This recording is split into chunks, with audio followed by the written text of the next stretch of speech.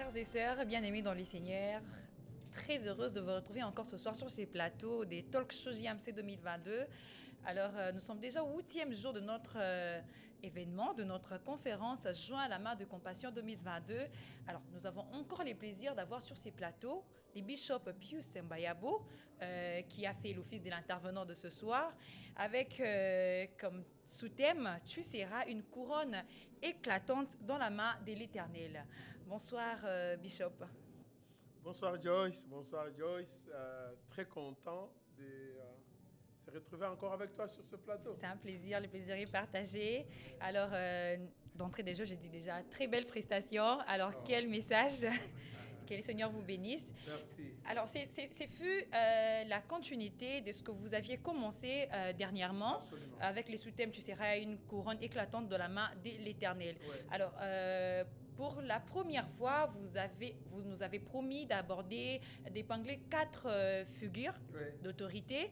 Et vous en avez cité une avant. Aujourd'hui, c'était la deuxième figure. Exactement. Alors, après la femme, donc, c'était être une couronne pour ses parents. Exact. Une couronne éclatante pour ses parents. Les parents tant spirituels que biologiques. Alors, nous voudrions que vous nous éclairiez encore un tout petit peu avec tout cela que nous suivent en ce moment. Mais qu'est-ce que c'est être une couronne éclatante pour ses parents, tant spirituels que biologiques? Lorsque nous avons parlé la fois dernière, nous avons commencé par expliquer d'abord c'était quoi la couronne, ou la couronne symbolisait quoi. Il y a quelques mots qui sont sortis de là. Il y a le mot tel que l'honneur, la gloire. Eh bien, la Bible nous dit « Honore ton père et ta mère ». Ça, c'est un commandement. C'est une instruction qui vient du Seigneur. Alors là, nous voyons que parmi tant d'autorités ou bien des figures que nous avons dans nos vies comme étant des autorités, nous avons parlé de l'homme comme étant une figure d'autorité pour la femme. Une des figures d'autorité, ce sont les parents. Le père, ce sont des autorités. Effectivement, comme vous l'avez dit tantôt, j'avais promis d'en donner 4. Et jusque-là, on est arrivé seulement à 2. Parce qu'il y en a encore 2 qui restent. Donc, le temps ne nous permet pas de les découvrir toutes. Alors, avec ça, nous sommes partis de là, enfin pour voir qu'est-ce qui se passe. Quel est le rôle que les parents jouent dans nos vies? Et pourquoi le Seigneur veut que nous puissions les honorer? Les enfants sont appelés donc à pouvoir être une représentation. C'est-à-dire quand on voit les enfants, on voit les parents. On devrait identifier les parents par les enfants. Donc, le comportement des enfants doivent refléter plutôt le comportement de leurs parents, que ce soit les parents biologiques ou les parents spirituels. L'apôtre Paul, il revient à nous dans le premier épître des Corinthiens pour dire, vous pouvez avoir 10 000 dirigeants, 10 000 personnes qui vous influencent, mais vous ne pouvez n'avoir qu'un seul père. On n'achète pas des parents, on ne peut pas se choisir ses propres parents. Ainsi, puisque ces parents investissent tellement beaucoup dans la vie des enfants, j'ai pris le temps pour faire voir aussi tout ce que les parents font pour les enfants. Ils ne sont pas obligés de le faire, mais ils le font par amour. Ils aiment leurs enfants. Et les enfants doivent être une meilleure représentation, en fait, de leurs parents. Quand un enfant parle, on doit reconnaître que ça, c'est l'enfant de tel, parce que c'est l'éducation qu'il a reçue, parce que c'est comme ça que l'enfant a été élevé. Donc, les enfants sont une couronne éclatante plutôt sur la tête de leurs parents.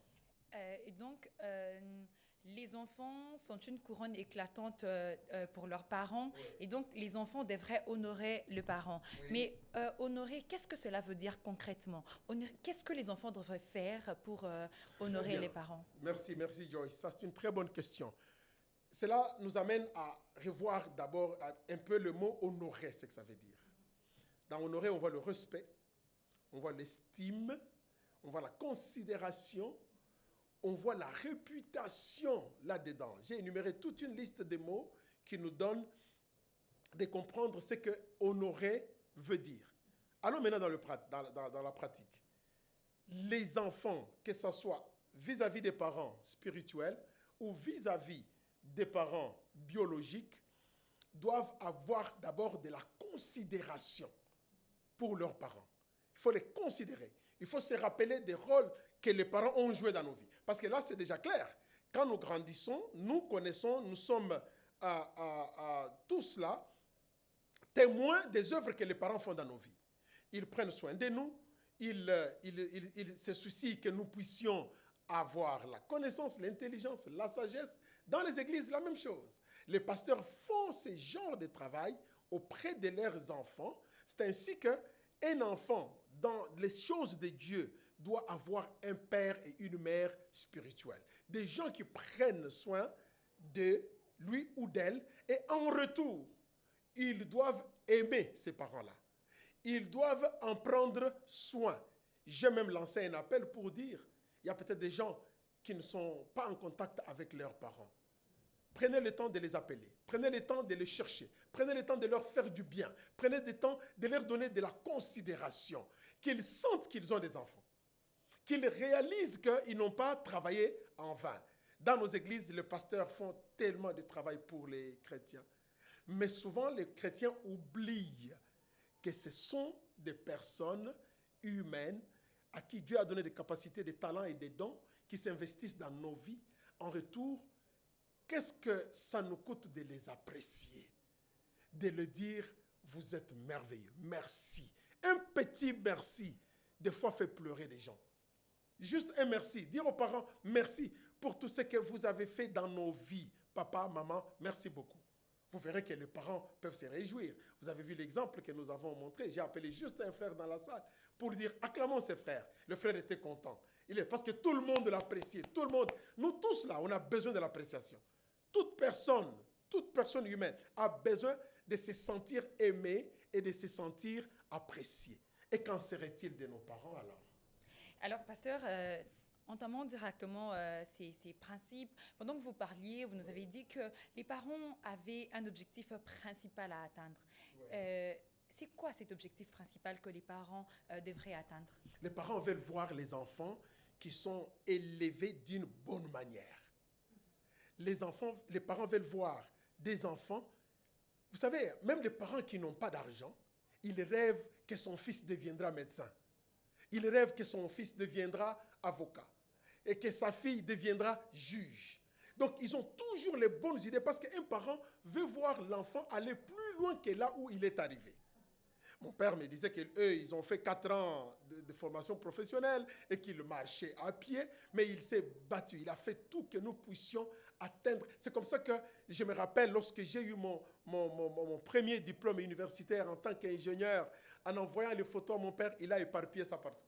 Il montra à tout le monde. Il était fier. Il dit, voilà mon fils. Les parents cherchent la fierté dans leurs enfants, à ce que ces enfants atteignent le niveau le plus haut, qu'ils deviennent les meilleures personnes possibles de la vie, parmi tant d'autres, des choses que les parents aimeraient voir auprès de leurs enfants. Exactement, mais le temps nous manquerait certainement d'aborder toutes les questions liées à ces sujets, mais c'était une très belle intervention, mais pour certains, ça demeure encore une idée idéale, c'est un peu utopique, parce que certainement, il y a des enfants avec lesquels ça ne marche pas, avec leurs parents dans les églises comme dans nos familles, mais qu'est-ce que vous diriez à toutes ces personnes qui ont des relations très froides envers leurs parents, spirituels que biologiques, qui cherchent de tous les moyens comment arranger, mais ça ne marche pas? Qu'est-ce que vous diriez à toutes ces personnes? Il est vrai qu'un enseignement de 60 minutes ou de 45 minutes ne peut pas tout couvrir.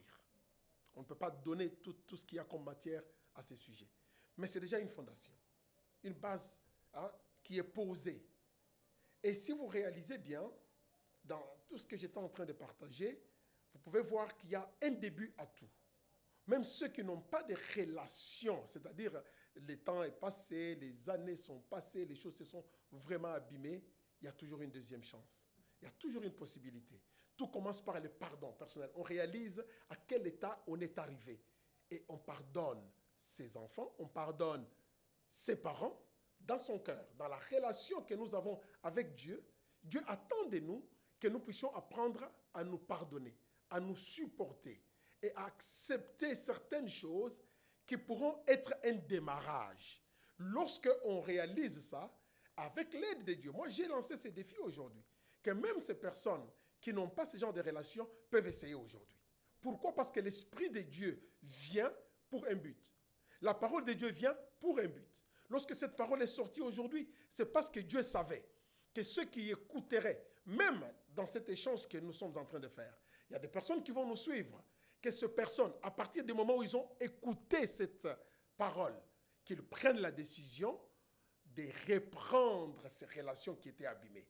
Et tout commence par une simple décision comme ça, et le Saint-Esprit qui a permis que la personne soit connectée à ce message, il préparera le terrain. Amen. Tu serais surpris que quelqu'un qui pensait que si j'appelle mon père, il ne va pas répondre. Il appelle, le père répond. Et le père dit, j'attendais ce moment.